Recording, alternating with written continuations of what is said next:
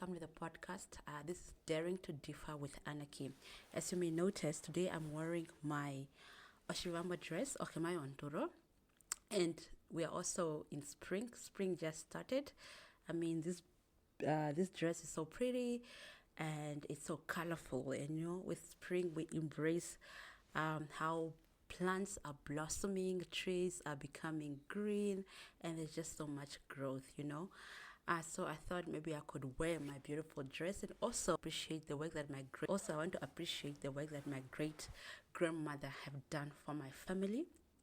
And I want to go back to where I come from, who is Annacky, so that also you who is watching me or watching this channel or listening to this podcast, you'll be able to at least connect the dots. So for when I speak about certain things, so that it's just not too abrupt. I want to just bring you a little bit in my life, right? And I think for me, it's also just like a moment that I actually needed. I've realized for the longest, I hardly talk about my story. It's like there's me and then there's my story.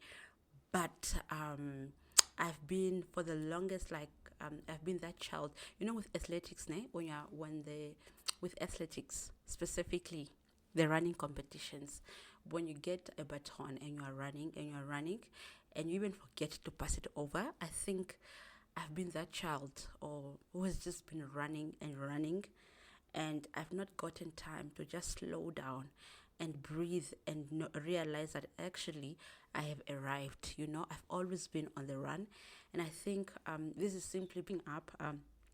You're probably wondering what is that I'm referring to. So my mom was raised by my great grandmother.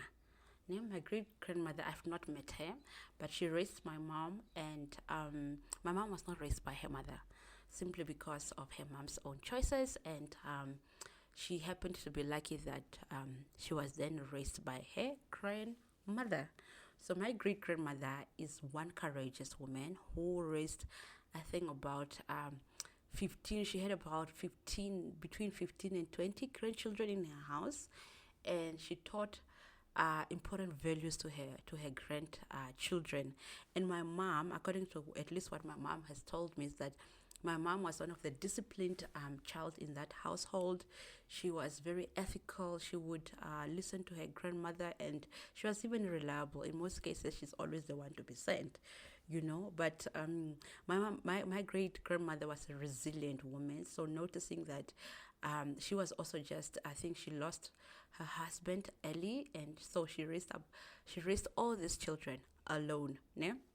But because of her resilience, these children were healthy, they were well fed. It was a house full of joy. It was a house full of love, right? But my grandmother did not work at all. So she survived only from her mahango field. Although she needed to take care of all these to take care of all these grandchildren, she didn't have a job, but she made sure that all her grandchildren are fed and they are healthy. So moving for fast forward, my great grandmother then passed on, and my mom had to go find her way. So my mom was a brilliant child in school. She was very smart, but she couldn't go to varsity, or she couldn't complete her high school because of lack of finances. Mind you, this is someone who went to, is it standard 6 they call it then, and she passed, but she couldn't proceed because there were no funds to for her to go to the further grade. Mind you, her mom, which is my grandmother was working in Chivarongo at the time, but she just didn't see it necessary to support my mom and to send her to high school. So my mom had to drop out of school, and that's how then our journey began. So our firstborn was then birthed, followed by my other brother and myself, as well as my little sister who came at a later stage. So now, mind you, my mom was a single mom, and she had to raise up all these 3 kids at the time. And she didn't have a formal job, meaning she had to rely on informal work, things like making bricks a woman making bricks, domestic work, and they just had to do like some weird odd jobs that paid her peanuts, but she saw it through because she needed to take up her children. But now look, this is what I love about my story, or at least what I love about our household. As much as in our household, my mom was not having what we call nowadays a white collar job. My mom made sure that there's food in my house, in our house. She made sure that we went to school. She made sure that we were clothed, and she was really doing her level best. And I think for me, what I can remember very well from that situation is the resilience in my mom. We had like a 1 bedroom ghetto. That time it was so small. I think the only thing that could fit in there, it was only a bed and a few items. I remember we slept on the ground. At the time, I'm saying ground because there was no floor. If you know a floor is made up of cement or cement. But so that's how we survived. And my mom would then also relocate from one place to another. Simply because of municipal regulations, right? And at some places we actually just stayed there because she really pleaded for the people to assist her. So to assist her, in this case, I think to set up our ghetto. So I remember we really moved a lot, and as much as my mom was hustling. She then later got this a job where she was working at the old age home in Achivarongo, and this place was actually better compared to the odd jobs which she was getting. And of course, the salary was also just minimal. Our parents suffered. Hey, the salaries they were getting from these employers, you just question them. But that's not the story for this podcast. So she stayed. She worked there at the old age home, but I was very young at the time. I was very, very, very young, but I stayed with my brothers at home. They would go to school, and then once they go to school, then I'll stay alone at Mukaperekekaetu, and I'll just close the door and stay there and wait for my siblings to come back. And sometimes my mom would work like 7 to 7, so that meant her going in the late afternoon or evening and coming back only the following morning. So it meant we would stay at home, only like the three of us, So that was our situation, and there was a time where I don't know, for some weird reason, I don't know where they came from, but but yeah. So we stayed there, but I saw how my mom carried the family on her shoulder. I saw how my mom pushed for us to get an education. She pushed so that we do not suffer.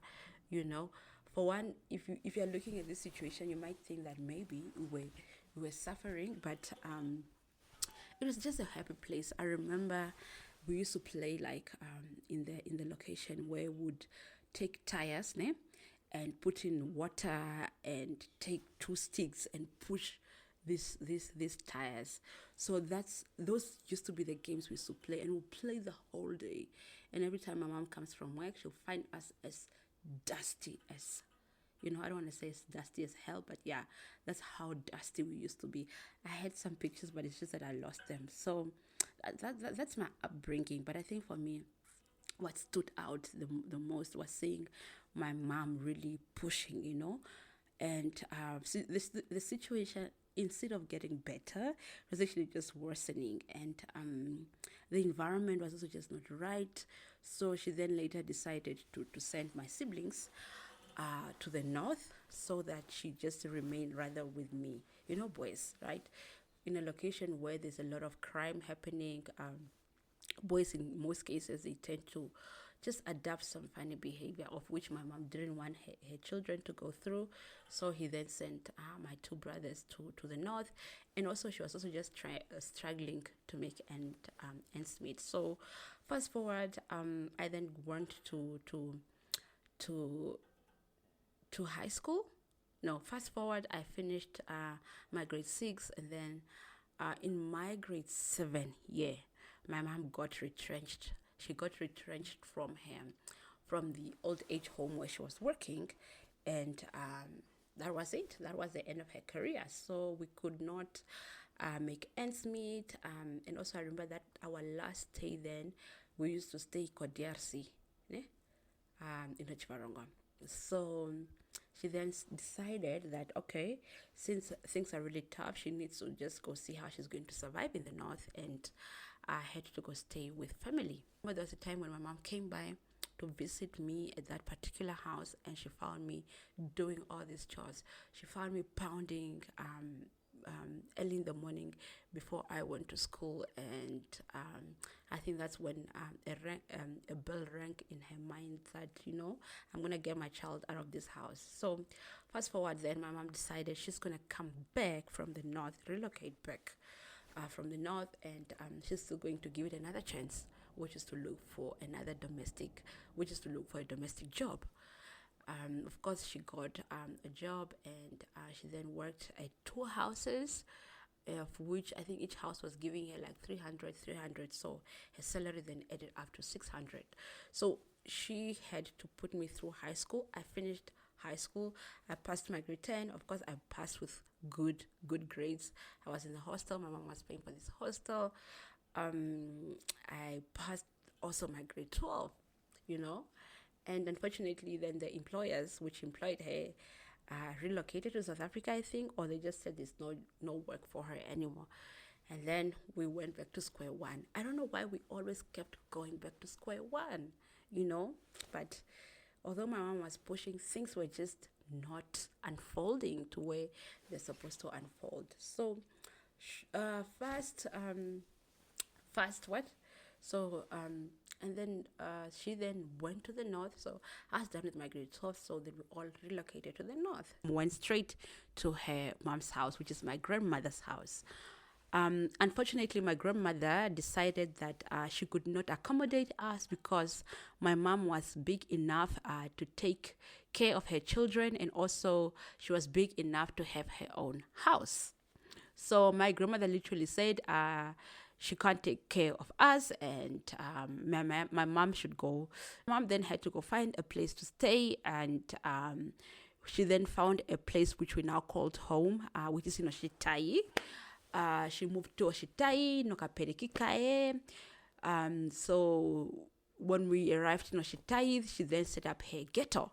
If you see this ghetto today, right, this ghetto has a lot of holes, holes as in like holes from Emboha. So there's a lot of nails that were punched in because of my mom relocating from one place to another while searching for survival and taking care of her precious and little kids, of course us, right? So we stayed in Oshitai, and I was done with high school.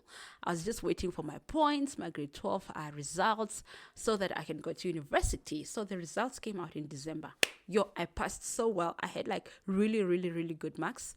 I don't know what you call it now in 5 points, how many, what, but all I know is that I had good points, and I was ready to go to university. Both institutions could accept my points, which is UNAM and Polytech at the time. So I chose rather to go to Polytech. I was so excited. I'm going to university. My friends were also, looking forward to going to university. So we're all like happy. But the little thing about the interesting thing about me, as much as I was excited, I didn't have a plan as to who is going to pay for me, where am I going to stay in Windhoek. But all I knew is that I'll be going to Windhoek. I have a thing of, I don't know if I'm delusional sometimes, but I always just say things, I take things lightly maybe. So I then, as soon as I got my results, then the following year, the school started, and I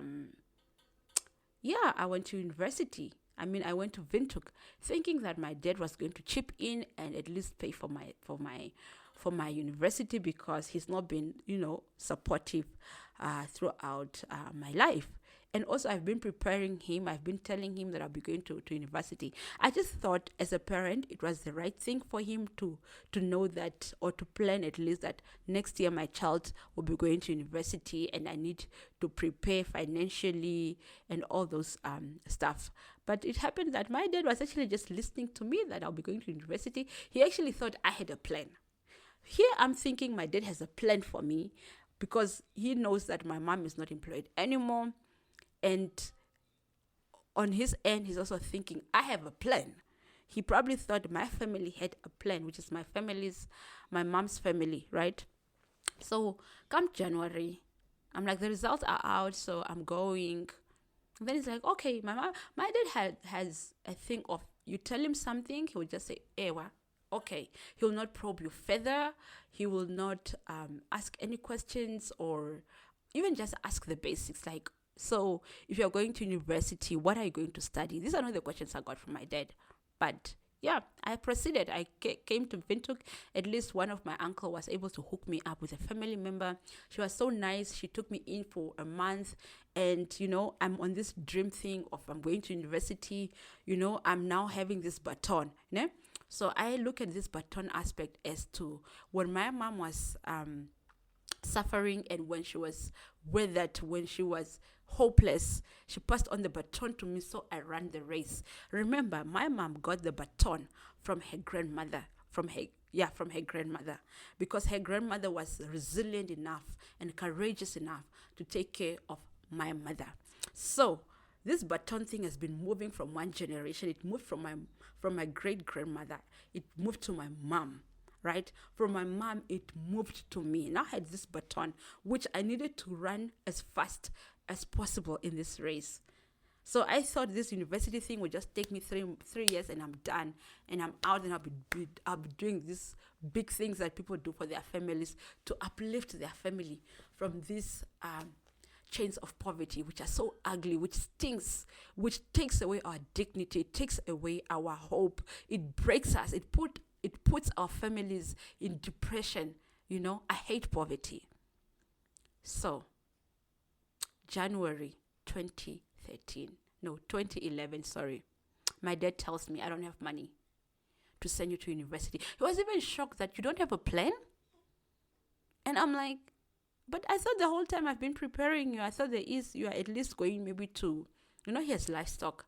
I thought maybe even if the money is not enough, maybe he's going to slaughter one of his cows and sell it so that he can pay my registration fee, of which registration fee was only like 2,000 at the time in 2011. No, he said, no, there's no money. So my aunt whom I was staying with in Windhoek then said, okay, I was willing to accommodate you, but if there's no money, unfortunately, then just go back to the village. Go back to the village. I'm saying these things with so much confidence now, but it's things that broke my heart. So I got onto a bus. Off I went to the village. And while I was on that bus, I was telling myself, I'll be coming back to Windhoek. This is not the end. This is not it. I'll be coming back. This is not going to be my life. So I went back to the village. My mom came to fetch me. Go Besa. I had this big bag. It's like I was going forever, guys. I was so excited. I went back home. Stayed home day 1, day 2. That time it was very hot. And when you live in a corrugated iron thing, but kabunokatara, you literally just wait. You stay in that kapereki waiting for the how best should I explain this? You stay basically makapereki waiting on zire wuzemo so that you can go outside. So we'll be there inside makapereki until around 12 p.m. Then the shade will start coming out. Ne? Then we are able to go sit outside. So that was day 1, day 2, day 3. And then my mom, being my mom, she then went to visit one of my uncles. I told him that my child whom we sent to university is actually back at the village, and there's no one to pay for her university. So then that our tatekuru actually was then also generous enough. He then said, okay, if she's back, then just tell her to come and help me. Tell her to come and work Makandingo show. And yeah. So my mom came, she told me, go work Makandingo show, and we'll see, So I went. I started working. Me being me, I started working. I worked there, and I worked there for a month. Just when the second month was starting, I was like, "This is not meant for me. This is not going to be my story." I worked so hard to pass my grade 12, to go to university. Now I'm here working Mokandingwash. Not that I'm not grateful for the opportunity, but I just felt I could do more. There's more for me. There's more for me outside of this situation at this village. And also just having grown up in town, I think I just had a different perspective about myself, you know. So I stayed there. But as soon as I realized that this is not meant for me, and also I had this push in me that my family needed to get out of the situation we found ourselves in. We needed to get out of poverty. So being in that Kandingosho, I don't know how much money I was going to make sure that I'm providing for my family and I'm providing for my sister who is in school, my little sister. So I decided to start hunting for jobs. Mind you, I was only 18 at the time. So I started looking for newspapers. I started reading those classifieds. And one day, I came across an advertisement from Kambaku Safari Lodge. They were looking for an intern to work in a workshop. But the skills that were required was that of someone who's able to do needlework, And I did needlework and home economics in high school. So I gave it a shot. It was so funny, even just to get the money to buy a newspaper was so hard. Even to send this application was so hard. I remember I had to fax it, and my mom used her last $5. And even the day when the grade 12 results came out, to buy that $5 newspaper was still hard. My mom had to go through Omanjato and just checking if there's $10 which she stashed away and she had forgotten about it. It was simple things that we just couldn't navigate, So I applied for this job and they called me 2 weeks later. Again. Just like that. For me, being a dreamer, I was like, this is it. This is it, guys. It was an internship, but for me, I saw it in a lens of, finally, my family is out of this poverty thing. So I went to this lodge. I worked there. So I'm now turning 19. I'm turning 19. I worked there for that year, which is 2011. And I thought my plan was that I'm going to work and save up and make sure that the following year I go to university, because that is the dream, Come end of the year, the money which I saved up was not enough. Mind you, I was getting paid 700 Namibian dollars, and this is the money where I now needed to save. I needed to send money home to my mom. Remember, my mom is at the village with my sister. There's no means of income for them. They are literally just surviving. This sounds like it's a made-up story, but it's not. So I helped them throughout. And I was sent 200. I was 300 at home. I would save. I used to send them 200, and then I would save 300, and I'll buy cosmetics and groceries for myself. That was the year 2011. I did the same for 2012, because 2011, when it came to an end, the money was not enough for university. So I decided, you know what, I'm going to take a second gap year. So then I was 19. I even felt more grown. I'm looking at my sister who is now 19, and I'm looking at her and I'm like, you're such a baby. And I'm like, I never saw myself as a baby when I was 19, because I was on a mission. I was running this race. I had this baton which I got from my mom, So 2012, I stayed, and then I saved up. Now, come the end of 2012, I had enough. I knew I had at least the 2,500 which I needed for registration. And then I also had like a surplus, a little bit of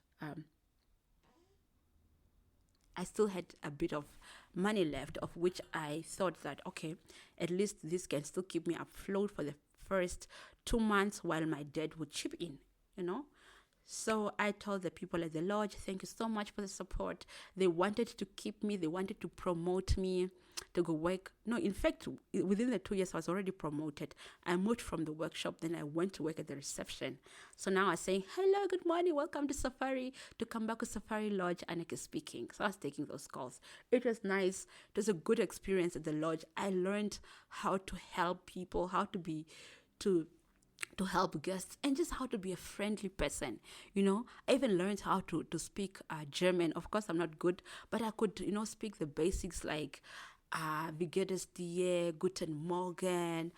And the guests loved me because I'm a jovial person, and I'm just an easygoing person, basically, if that is even a word. So I came to Windhoek. I registered, and then I'm back to my father again. I'm like, yeah, so I did save up debt and I did register. Can you now help me? Because then the surplus which I had, it finished at the time. So we're now in April. Yeah? Telling my dad then still tells me the same thing. I don't have money, or there's no money. That it took me back to me being in a bus going back to the north. That response from my dad, it took me back to me being in a bus going back to the north. I'm repeating this. And I said, I'm not going back to that place. I'm not going back to that place. My dad took things so casually. And that's the day when I had to tap into what my great-grandmother taught us, or taught my mom, and my mom taught me, which is daring. Speaking up for yourself, even if the truth hurts. I told my dad, no, we're not doing this. I told my dad, it's your responsibility as a dad to take care of me. Of course, I didn't say it as I'm saying it, but this is what I meant. But I had to be respectful, but this is still what I meant. It's your responsibility to take care of me as a parent. My mom did the most that she could do, taking care of me since I was born. Remember, I didn't know my dad. I only got to know my dad when I was in grade 6, and that's a story of another day, right? But my mom took the burden, not a burden, but she took up the responsibility. And this is what I see in today's society. Moms take up the responsibility, but there are just certain dads who are just fine having hands off. Certain dads, not all of them, of course. And it's a bad behavior. So my dad still told me the same answer. So as much as I was preparing to go back to university for 2 years, he was not preparing on his end, and it's so sad. So I said, we're not doing this. And that's when he realized that actually this girl is serious. I'm not joking. So we went back and forth. But for me, I was ready. I was like, even if he's not going to take care, bring his part, even if it meant me sleeping in the street or on the streets, I'm ready. Even if it meant me knocking on strangers' doors to be accommodated, I was going to do it. I was ready. But what I knew for sure, I was not going to go back to the village, because the village was not going to help or at least move my family a step ahead. If there's something that it was going to do, is put me a step back. And I didn't want, because I had the baton to pass on. I had the baton that I was running with, So I went back and forth, and it was like a heated argument, blah, blah, blah, blah. Even things like, why are your grandparents not chipping in, But eventually, he was like, okay, cool, I'll see what I can do. So he sent me to one of his family members. I stayed there I think it was for 2 months. Unfortunately, the lady was, she used to consume a lot of alcohol, and she would just, mistreat me, blah, blah, blah. But I then later went to another family member. This family was really nice. They took good care of me. We loved each other as sisters. They were really just nice people, and I appreciate them. They didn't have much, but they were willing to accommodate me with the little that they had, and my dad would support here and there. So I was taken care of, but my mom was still home. My mom was still home. My sister was still with my mom at the village. They were at the village praying for me, but their survival was hard. They didn't have water at home. They didn't even have like a fence around the ghetto where they were staying. I remember cattle would come. There was even a time when my mom harvested ikenguti from the neighbors, and she set up like a fence, using these ikengutis. I don't know the word, man, but the cattle still had the audacity to come in my house and eat up ikenguti. So then this, what we call the barrier, which was around the ghetto, was then eaten up by the cattle, because for them this is food. And for us, this is our fence. How dare you come and eat up our fence? It's not fence as in like the wire, but the barrier basically made out of. So basically it's dried mahangu, those leftovers, the sticks. My mom put them together and she put a barrier against the ghetto, just to protect her against weather elements. So since most of the times it's really hot, and also that place just had a lot of snakes, so at least they were helpful in that context. So as soon as I get back to me, of course, as soon as I got my NASFAF refund, I decided, you know what, this is the money that I needed to save, and also apportion it accordingly. I needed to make sure that I put in water at home so that my mom doesn't walk long distances to go fetch water at people's houses. And I needed to make sure that I had taxi money, and me being a dreamer, I was then like, to the family that took care of me, I was like, it's okay, thank you so much for all what you did. Now I'm going to look for student accommodation. But also I knew that this money will finish, and I know that there's no way I'll be going back to my dad to help me, because he's not going to do it. So I got then an internship, and this internship was also then paying me, I think it was 2,000, which was a lot of money. This is how my family's vision started now, getting clearer that things are getting better. So I'm having this 2,000, I'm renting, I'm going to school. This was in my second year of university already.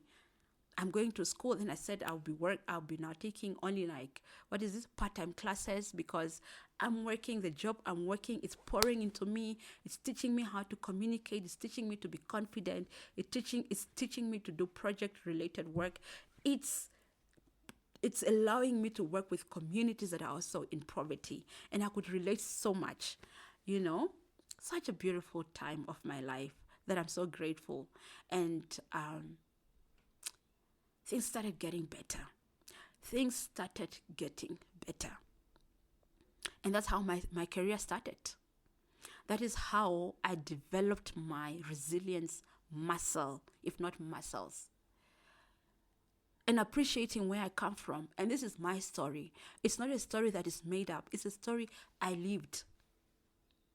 It's a story I lived. And it's a story where I know for sure, if it was not for my great-grandmother's work, for passing on the baton to my mom, and for my mom passing on the baton to me, I would not sit here today and narrate this story. And this is the reason why I am wearing my Oshivamba dress, to appreciate where I come from.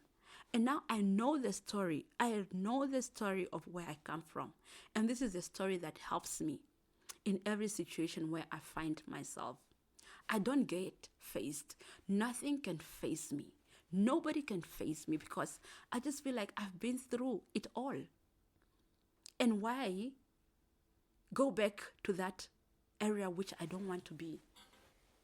So for me, this is the reason why I see things differently. Because in every situation I found myself, if there's something that I did, was to dare to differ, was to dare to get more, was to dare to do different. Because life was only showing us one way. But I knew there was another door out. Life kept taking us back to square one. I don't know if I did talk about my mom having to leave Ochivarongo, relocate to the north, stay there for 2 months or how many months, and come back to Ochivarongo for another job, just to put me in high school and make sure that I finish my high school. It's like we kept going back to square one. Even for when my mom knew that, okay, the situation in Chivarong is not working, let me explore other avenues, which meant her going back to the north and staying with her mom. That did still not bear fruitful results. Her mom ending up sending us out of her house. It's like life just kept pushing back. It kept pushing back. The more it pushed back, the more it strengthened us. But it also took away something. There was a time I saw my mom really hopeless. I saw my mom crying. I saw my mom talking to herself. You know what poverty does to someone sometimes? It takes away your dignity. It takes away people in your life. It makes you an island. My mom was that island.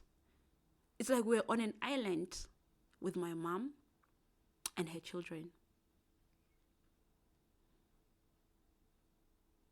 We didn't feel that sense of belonging.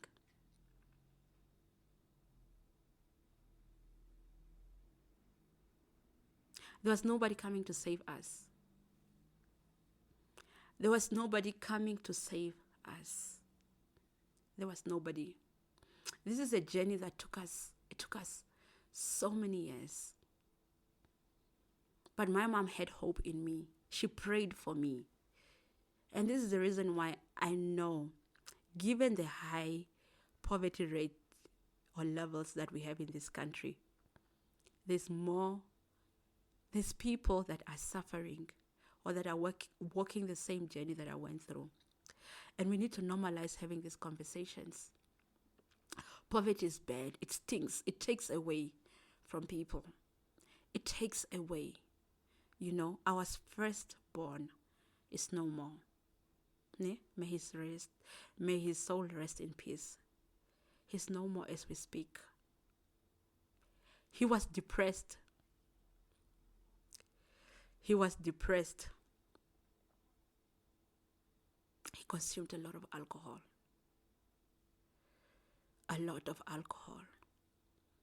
But now as I am now a grown up, I'm able to relate that maybe the alcohol he was consuming was not because he was enjoying it, but he was running away from something. He did not see the vision maybe. He was hopeless, you know. He was hopeless. So that is what poverty does to people. Yeah? It takes away from you. But for me, I decided to dare. I decided to do things differently. But the beauty of this story is that this is just my story of where I come from, or what makes who I am today. But this is not my situation as we speak. This is not the situation at home. This is not the situation my sister is going through. My sister is now staying with us here in Windhoek. I make sure that she has the best. I make sure that she does not need to think about her not having taxi money, about her not having whatever the school is requesting of her. Her only responsibility is to study. This is the baton I'm passing on to her. So you notice that in this story, as we keep passing on the baton, from one generation to the next generation, the story is becoming lighter. The story is becoming lighter. The tears are becoming less.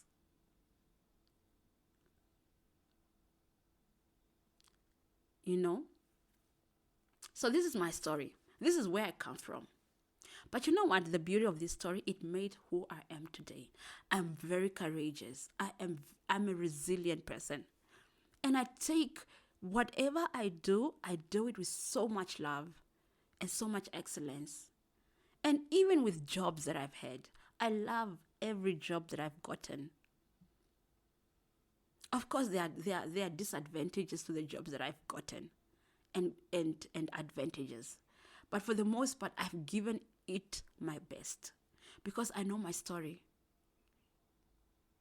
I know my story, and I don't get faced by anything. So that is my story. In the next part, I am going to talk about where I am today in life and where I want to go. All I know is that where I am today is beautiful. It's colorful. We're in spring now. There's so much green. There's so much brightness. And this is what my story is going to continue with, or at least start with. So thank you for joining Daring to Differ. I am your host, Annacky. Welcome. So if you can resonate with this story, let me ask you to take just a second to subscribe to this podcast and like. And even share it with one or two people whom you know who are going through the similar situation that I've been through. And give them hope that there is indeed a light at the end of the tunnel. Thank you.